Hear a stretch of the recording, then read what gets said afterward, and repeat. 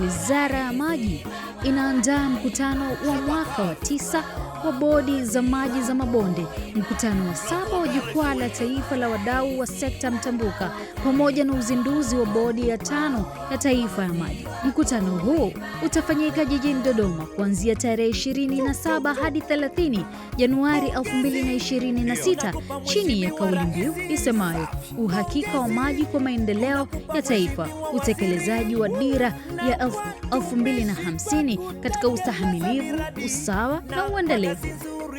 Wageni waalikwa mnakaribishwa. Maji ni uhai, maji ni maendeleo. Tangazo hili limetolewa na Katibu Mkuu, Wizara ya Maji.